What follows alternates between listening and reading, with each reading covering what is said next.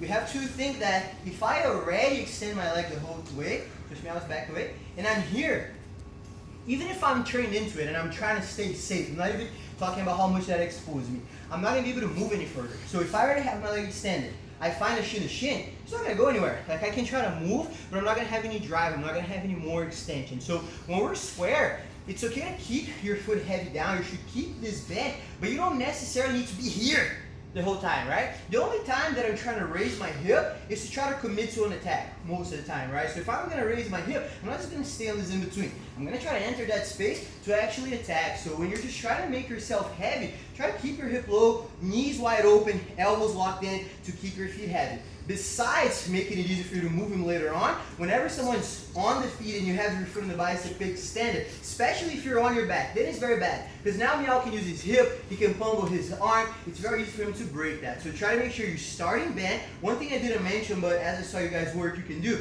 in case Meow's leg is slightly closed and you feel like you can't find a shin to shin, instead of using all this hip motion to get away, you can just do a little shoulder walk. You can keep yourself heavy, shoulder walk back a little, and now you're gonna have a lot more room. And now look at the difference. When I have this leg bent and I use it to move, it's a lot easier to make Meow's leg really light and slide through, right? Now, after we get here, guys, we're gonna touch up on a couple of things that it might seem like a lot, but I just want you guys to understand all the reactions and the possibilities we have. So if you can work on every single step, every single option we have from here that I'm gonna show, try to pick one, two, and work on those. If you're more familiar, a little easier for you to vary, right? Now, one thing that it's very annoying as a top guy, and it's something you guys can explore after you get to the single leg X position here with your feet inside, is trying to sneak your foot into the inside of the arm. So if you still have your hip up, you have the sleeve, if you're able to get your foot in and connect this foot on the bicep, keeping this leaf on the outside, besides being very hard for Meow to break, we can work the same way as going with the hip up and weighing it down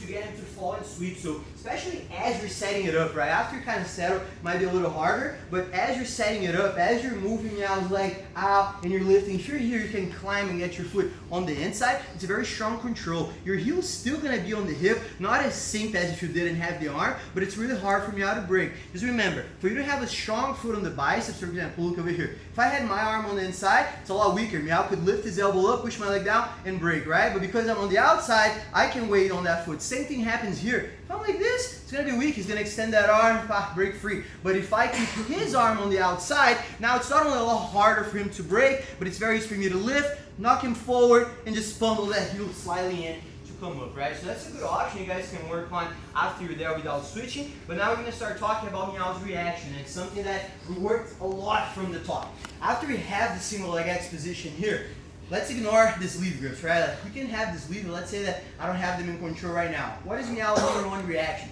Grab my collars and drop the shin heavy down. That's what he should do, right? And of course we can use this heel to move my partner to the side, but I want you guys to work a little bit different. We're gonna grab a same side collar, we're gonna grab the pants for now, and we're gonna try to get an elevation hook. So look at my left foot, how it's gonna go in, but it's still on the same thigh. So I just go from being top and under. And right now, because I don't have Meow's sleeve, we're gonna just try to get his hands on the ground. So you don't need to sweep him to the side, you just kick him up, especially with his left foot. Kick him up, keep the collar, and have Meow's hands go on the floor. Boom. Once the hands go on the floor here, we're gonna start positioning ourselves to come up. So I'm still facing the ceiling. I can only come up when I start facing Meow. So I turn on my side, I start stepping both of my feet in.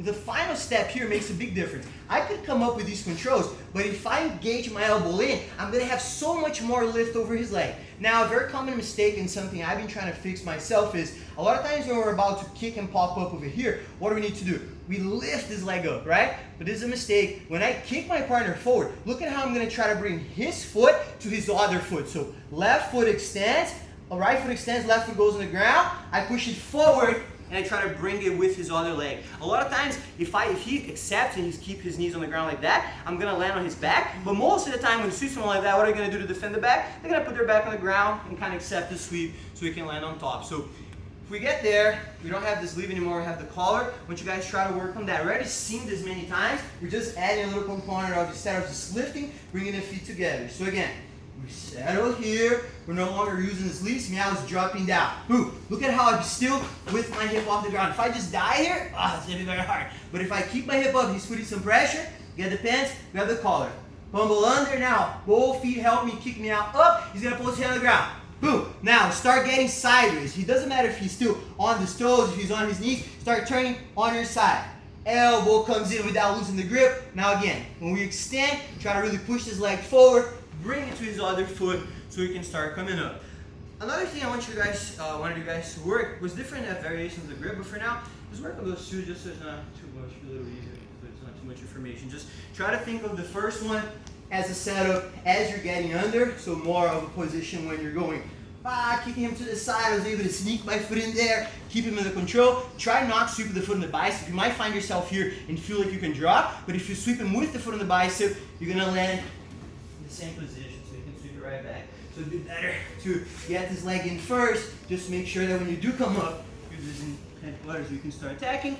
The other one, after you settle, top person, just make sure that after your partner gets it, and he's gonna go for the second one, you're not gonna go too heavy, it's gonna drop. Just so you're putting some weight on them, and they're forced to work going under and using the hook of the